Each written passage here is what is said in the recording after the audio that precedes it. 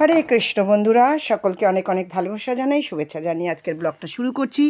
তো শুরুতেই আমি একটু ভগবানের কথা বলি, তোমরা জানো।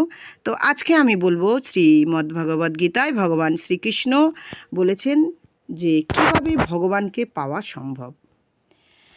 ভগবান বলেছেন গীতার 9ম অধ্যায় 34 নম্বর শ্লোকে, তুমি সর্বদা মনকে আমার চিন্তায় নিযুক্ত করো, আমাতে ভক্তিমান হও, আমার পূজা করো, আমাকেই নমস্কার করো, এই রূপে মতপরায়ণ হইয়া আমাতে মন সমাহিত করিতে পারিলে আমাকেই প্রাপ্ত হবে। তো সকলে আমরা ভগবানের চিন্তায় নিজের মনকে সমর্পণ করব, এবং এই বিষয়ে গীতায় বহুবার উল্লেখ করা হয়েছে। কারণ মানুষ যে সকল চিন্তায় মগ্ন হয়ে দেহত্যাগ করে বা মৃত্যুবরণ করে বা মৃত্যুকালে যেসব চিন্তা করেন, মৃত্যুর পরে সে তার সেরকমই গতিপ্রাপ্ত হয়।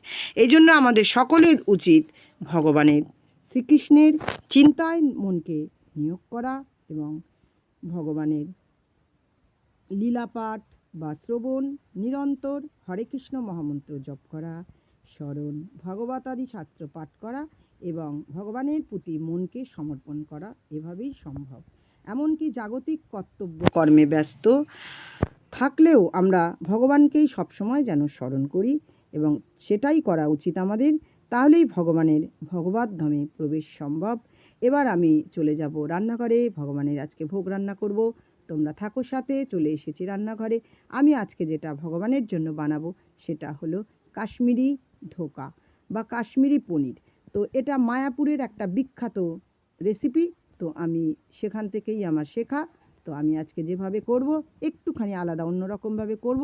তোমরা সাথে থাকো এবং দেখতে থাকো। আমি ময়দাটাকে ভালো করে মেখে নিয়েছি, একটা লুচি পরোটার ডো যেভাবে তৈরি করি ওইভাবে। এবার জল ঢেলে দিয়ে ওটাকে বারবার ধুতে থাকবো, এবং এই ধোয়াটা ততক্ষণ ধোবো যতক্ষণ না পর্যন্ত এই সাদা এই যে দুধের মতো জলটা বেরোচ্ছে এটা বেরিয়ে পুরো একদম স্বচ্ছ জল এসে যায়। তো ধুতে ধুতে আমার এই রকম একটা অবস্থা হয়েছে, একটা মণ্ড আকারে আমার হয়েছে। দেখো আমি হাতে নিয়ে জ্বলছি এবং এটা একটা রাবারের মতো স্পঞ্জের মতো নরম হয়ে গেছে। তো এটাকে আমি এবারে হাত দিয়ে চেপে চেপে তোমাদেরকে দেখাচ্ছি যে আর ওই দুধের যে জলটা সেটা বেরোচ্ছে না। তো এটাকে তোমরা এই অবস্থায় কাপড়ে ভালো করে শক্ত করে বেঁধে ঝুলিয়ে রাখতে পারো, যেভাবে পনিরে রাখো।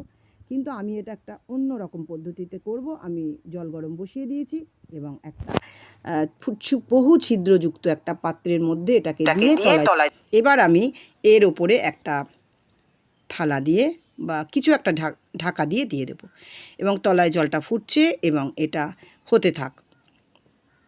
এটা একটা এভাবে সেদ্ধ করছি। তোমরা যদি তোমাদের মনে হয় তোমরা কিন্তু প্রেসার কুকারে দিয়ে এটাকে সিদ্ধ করে নিতে পারো। এবার আমার এটা সেদ্ধ হয়ে গেছে। এবার আমি এটাকে যেভাবে আমরা ধোকা কাটি বা পনির কেটে নিই ওইভাবেই আমরা টুকরো টুকরো করে করে নেব। নিজেদের পছন্দ মতন পিস করে নেব।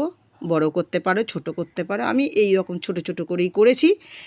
এবার কড়াতে আমি ওদিকে তেল বসিয়ে দিয়েছি, বেশ খানিকটা তেল। এবং আমি অনেকে কি করে এই সেদ্ধটা দিয়েই কিন্তু রসা বানিয়ে নেয়, কিন্তু আমি একটুখানি ভেজে নেব।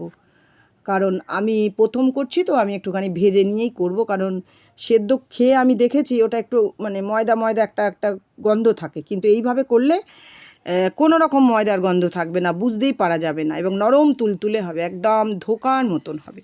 তো এগুলোকে আমি ভেজে নিচ্ছি। তো সবগুলোকে একসঙ্গে অল্প অল্প করে দিচ্ছি, সবগুলো দিচ্ছি না, এইভাবে ভেজে ভেজে তুলে নিচ্ছি।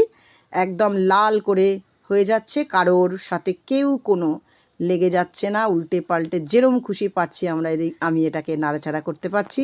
তো এগুলো ভেজে নিয়ে লাল করে আমি এবারে একটা পাত্রে তুলে নেব। আর সবথেকে বড় কথা, এটা তোমরা লুচি, পরোটা, রুটি, অন্ন সব কিছু দিয়েই এটা পেতে পারো, কিন্তু আমি এটাকে ভগবানকে অন্নভোগেই দেব। কারণ আমি রাত্রেবেলা দেব না, অন্নভোগেই দেব। অন্নভোগের জন্যই আমি এটাকে করছি। তো পনিরগুলো বা কাশ্মীরি ধোকাগুলো আমি তুলে নিলাম। এবার ওই কড়াইয়ের মধ্যে তেজপাতা, জিরে ফোড়ন দিয়ে দেবো, এবং এর মধ্যে দিয়ে দেবো টুকরো করা আলু। এখানে বলে রাখি আমি আলু দিয়েছি, তোমরা আলু না দিয়েও করতে পারো, কোনো অসুবিধা হবে না তাতে। যারা আলু খাও না তারা আলু না দিয়ে অন্য সবজিও দিতে পারো, পেঁপে দিতে পারো, ঠিক আছে। এরকম কিছু সবজি আছে যেগুলো দেওয়া যায়। তো এবার দিয়ে দিলাম টমেটো কুচি। টমেটো দিয়ে ভালো করে নাড়াচাড়া করে নেব। টমেটোগুলো যতক্ষণ ভাজা ভাজা হয়ে যাচ্ছে, কাঁচা লঙ্কা দিয়ে দিলাম। আর যেটা বলছিলাম আমি, যে তোমরা অন্য সবজি, আমি পেঁপে বলবো বা অন্যান্য যে কোনো সবজি, শক্ত সবজি, কুমড়োটা না দেওয়াই ভালো, অন্যান্য সবজিগুলো দিয়ে তোমরা করতে পারো, যার যে সবজি ভালো লাগে। ফুলকপি দিয়ে করতে পারো, এরকম আর কি, রসা বানানো যায়, এরকম সবজি দিয়ে তোমরা করতে পারো। তো আমি এর মধ্যে খানিকটা আবার আদা দিয়ে দিলাম, আদা দিয়েও ভালো করে কষে নেব, কারণ মশলা যত কষবো ততই তার স্বাদ হবে ভালো। তো কষে নিচ্ছে, এর মধ্যে একটু জিরে গুঁড়ো দিয়ে দিলাম, হলুদ গুঁড়ো দিয়ে দিলাম, পরপর দিয়ে যাচ্ছি।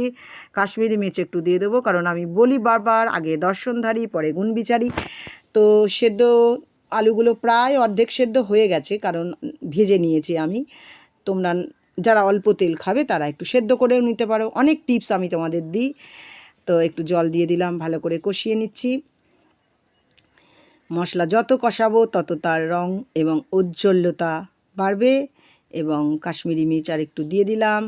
তো এবারে আমি এটাকে নেড়ে চেড়ে নিচ্ছি। ওই জলটা শুকিয়ে গেছে, যে জলটা আমি দিয়েছিলাম ওটা দিয়ে, তাই মানে বুঝতে পারছো আলুটা প্রায় সেদ্ধ হয়ে গেছে। এবারে আমি যে জিনিসটা দেবো সেটার ব্যাপারে আগে বলি। এই পর্যন্ত সব ঠিক আছে, এই পর্যন্ত দিলে কোনো মানে মায়াপুরের মতোই হয়ে যাবে প্রায়, কিন্তু আমি একটু অন্য রকম করতে চাইছি, একই রকম করতে চাইছি না। তার জন্য আমি কয়েক টুকরো ক্যাপসিকাম কুচি দিয়ে দেবো। যদি তোমাদের মনে হয় তোমরা দেবে না, তাহলে তোমরা না দিতে পারো। আমি ক্যাপসিকাম কুচি দিয়েই এটাকে করব, ঠিক চিলি পনির যেভাবে হয় না, ওই টাইপের করব।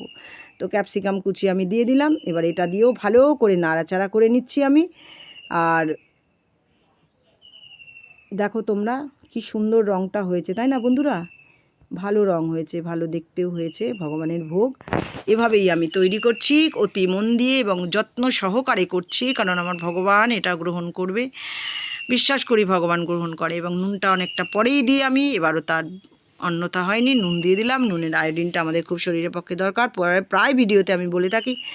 তো নুন দিয়ে দিলাম। এবার এটাকে আবার ভালো করে কষবো, কষে এবারে এর ভেতরে আমি আর কিছু এখন দেবার নেই, নাড়াচাড়া করে নিয়ে নুনটা দিয়ে এবার আমি এর মধ্যে জল দিয়ে দেবো।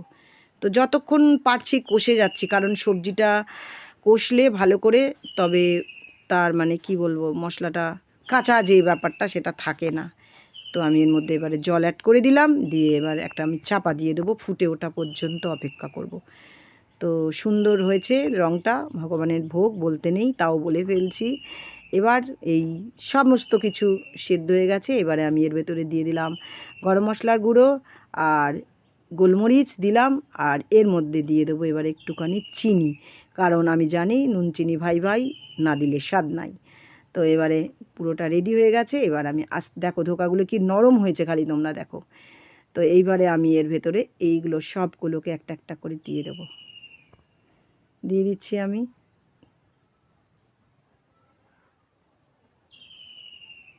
অনেকটা ময়দা কিন্তু আমি মেখেছিলাম।